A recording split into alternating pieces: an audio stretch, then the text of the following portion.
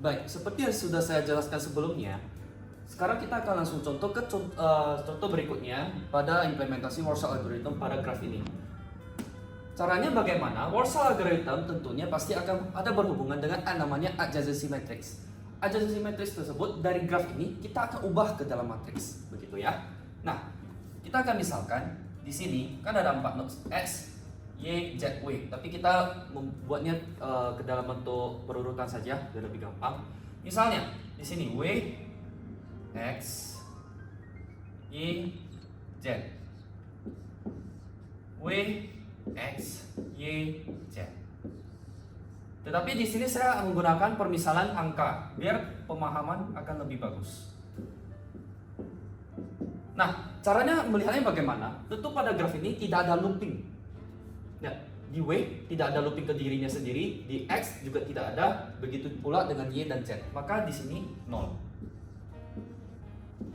Karena di sini 0, kita melihat bagaimana cara untuk mengisi nilai-nilai yang masih kosong di sini. Pertama, kita melihat X ke W, bacanya itu dari sini ke sini. X ke W, X ke W ada.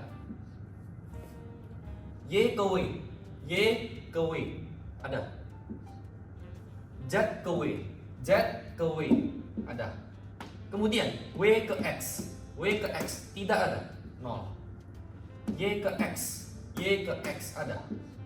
Z ke X, Z ke X ada. W ke Y, W ke Y tidak ada. X ke Y, X ke Y juga tidak ada. Z ke Y, Z ke Y juga tidak ada. Kemudian W ke Z, W ke Z ada. X ke Z, X ke Z tidak ada. Dan Y ke Z ada. Demikianlah transformasi dari graf ke dalam bentuk matriks yang disebut dengan adjacency matrix. Nah, selanjutnya kita akan implementasi Warsaw algorithm. Warsaw algorithm itu dia melihat matriks n kali n, di mana di sini ada 4 kali matriks 4 kali 4, dan kita melihat per kolom dan baris. Jadi begini, kita melihat dulu kolom 1 di cross product dengan row 1. Jangan row 1 di cross product dengan kolom 1. Hasilnya tentu akan berbeda. Kolom 1 dan row 1. Kita melihat di kolom 1. Kolom 1. Apa saja yang bernilai 1?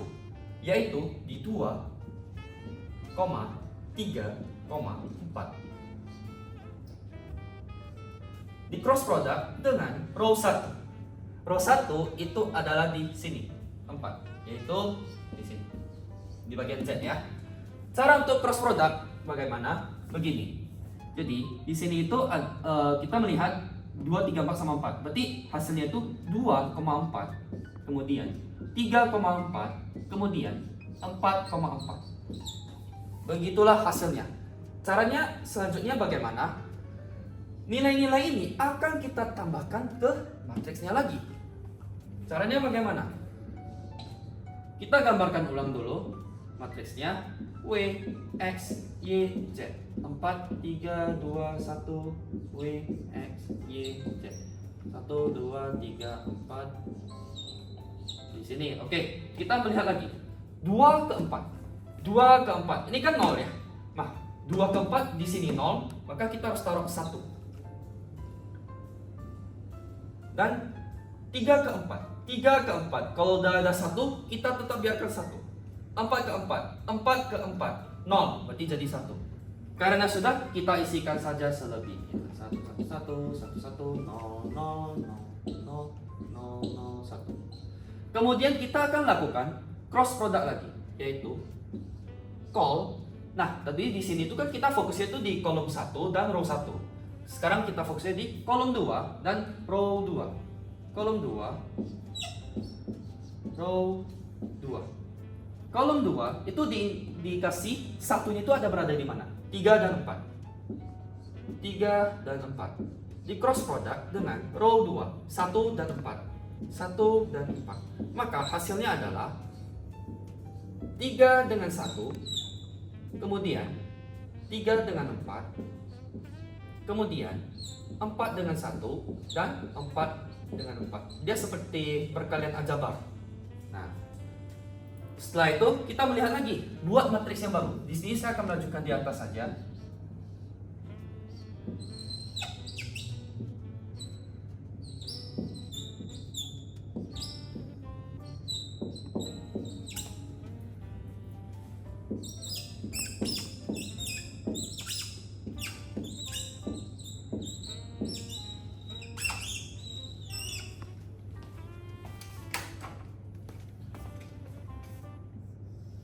Baik, kita melihat lagi 3 ke 1, 3 ke 1.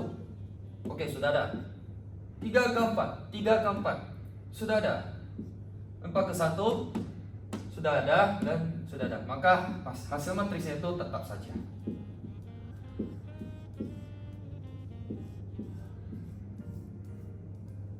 Oke, selanjutnya kita akan, karena dia udah call 2 row 2, maka kita langsung lanjut call 3 X row 3.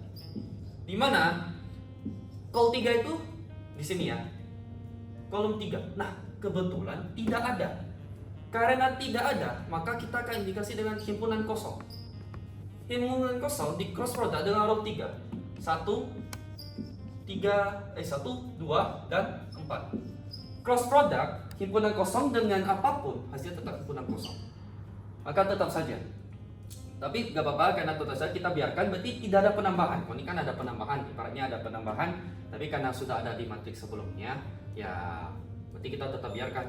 Jadi karena di himpunan kosong, maka di sini saya akan buat lagi call 4 X row 4. Di mana kolom 4 di situ ada 1, 2, 3, 4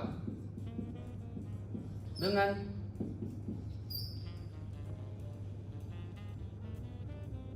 1, 2, 4. Kemudian kita akan lakukan cross product.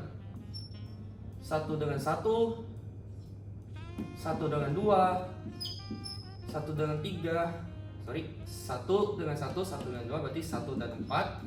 Kemudian 2,1, 2,2, 2,4.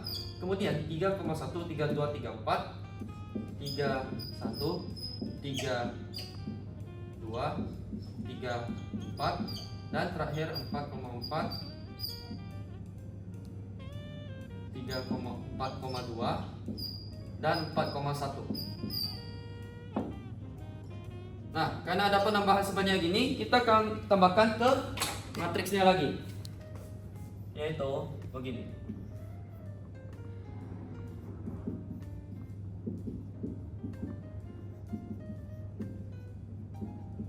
Kemudian kita melihat satu-satu ada.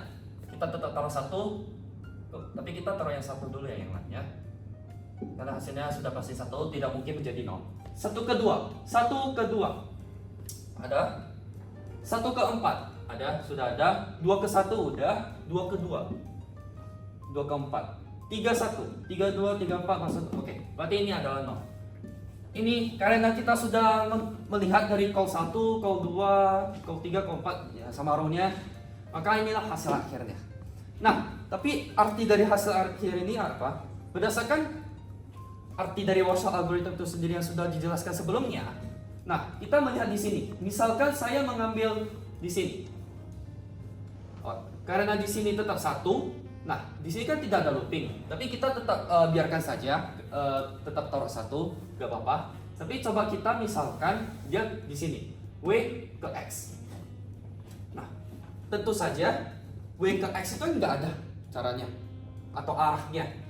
Tidak seperti yang sebelumnya, kalau misalnya di sini X ke W, nah dia langsung ada. Tapi kalau misalnya ini W ke X, ini gimana? W ke X, W mau ke X, kan nggak ada jalur. Nah, 1 itu menandakan dia ada jalur, tapi melewati not lain. W ke Z, kemudian ke X. Maka kenapa W ke X itu ada arah? Sama juga seperti sebelumnya, coba saya contohkan yang di sini. X ke Z. X ke Z. Dia tidak ada secara langsung, tapi dia melewati X ke W ke Z.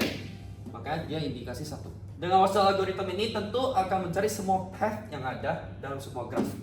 Demikianlah penjelasan tentang Warsaw algorithm.